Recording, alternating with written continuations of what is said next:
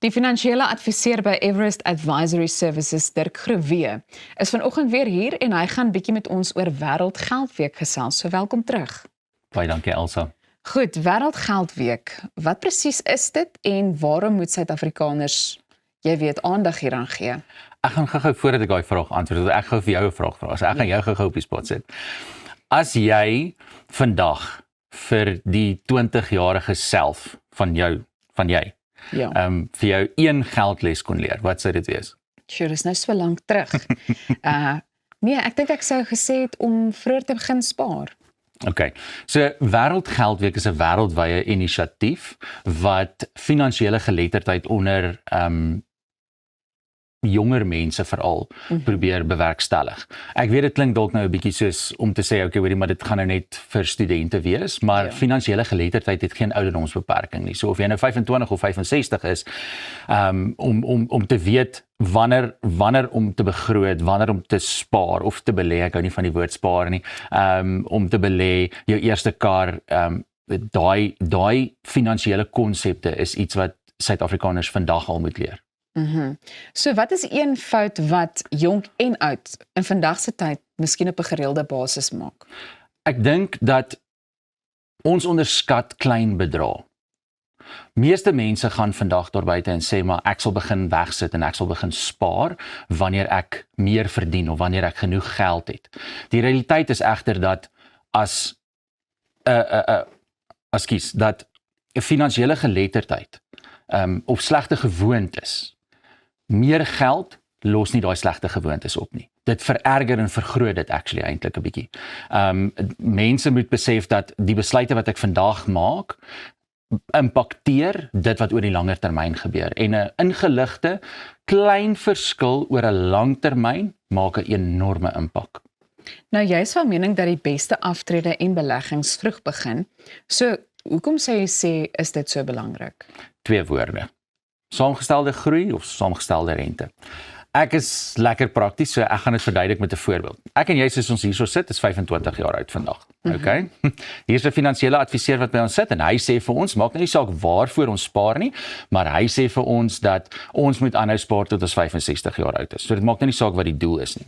Jou finansiële situasie en my finansiële situasie lyk dalk nou 'n bietjie anders. Ons het min of meer dieselfde doel in ag. Okay. So vir die volgende voorbeelde gaan ek net sommer net 'n nominale groei in ag neem. So ons het ek het geen kostes en geen inflasie in berekening gebring nie. Okay. Hy sê ons moet R1000 'n maand spaar. Jy besluit jy gaan R1000 'n maand spaar met geen premie eskalasies nie en 12% nominale groei. Okay. Jy doen so tot jy 35 jaar oud is en ewe skielik gebeur iets en jy kan nie meer verder spaar van daar af nie. So jy besluit op daardie stadium om te stop. Okay.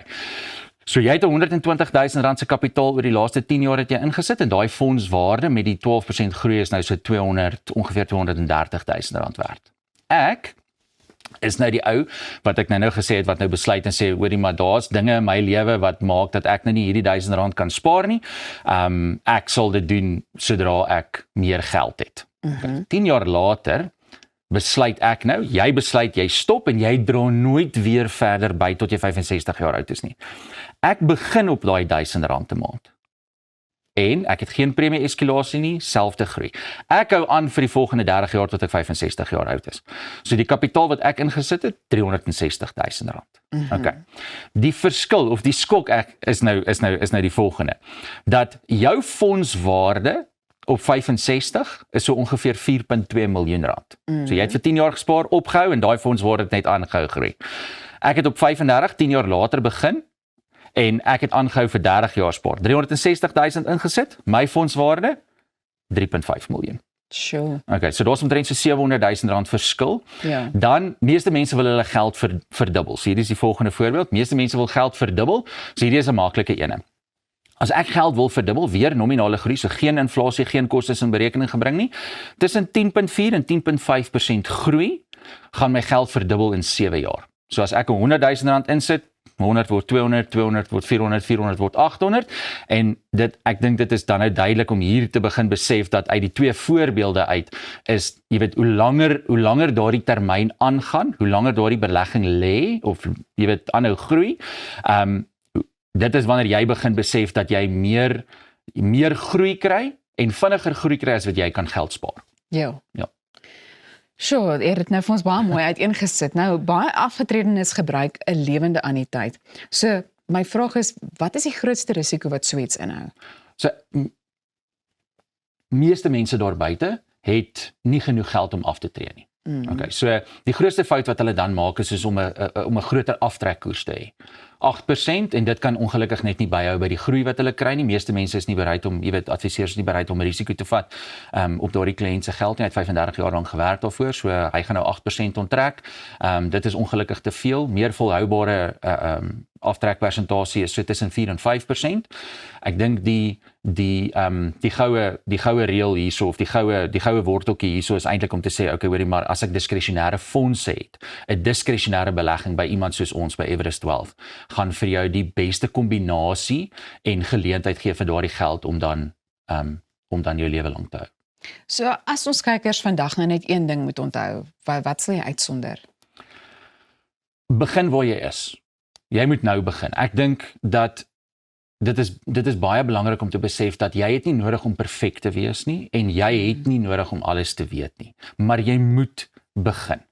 Ek kan nie vir jou die waarde daarvan insê om te sê, okay, jy weet, dit is 'n ingeligte, konsekwente gewoonte wat gebeur oor 'n verskriklike lang tyd wat die grootste invloed gaan hê.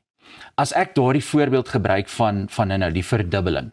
As ek sê, as jy daardie groei, as jy jou geld wil verdubbel nog steeds en jy wil kostes en inflasie in berekening bring. As jy net inflasie in berekening bring op daardie selfde groei tussen 10.4 en 10.5%, moet daardie groei 16.4 en 16.5% wees vir jou geld om te dubbel elke 7 jaar. So dit is waar mense moet begin besef dat hoe vroeër ek begin, hoe beter is dit. Jou voorbeeld, jy het vir 10 jaar gespaar, jy het opgehou en jy het meer geld gehad op die einde van die dag as wat ek gehad het toe ek 10 jaar later eers begin het. So die effek daarvan was dat ek het 10 jaar later begin, maar ek het begin met presies dieselfde bedrag. 'n 6% inflasiekoers halveer die koopkrag van jou geld elke 12 jaar. Wel, ons voel nou baie meer ingelig en ek dink vir sommige mense, hulle voel dalk so 'n bietjie oorweldig, maar ons sal weer gesels en dis waarvoor julle ook daar is, so baie dankie. Bly ingeskakel. Arnold gesels net hierna met 'n langafstand atleet en rekordhouer.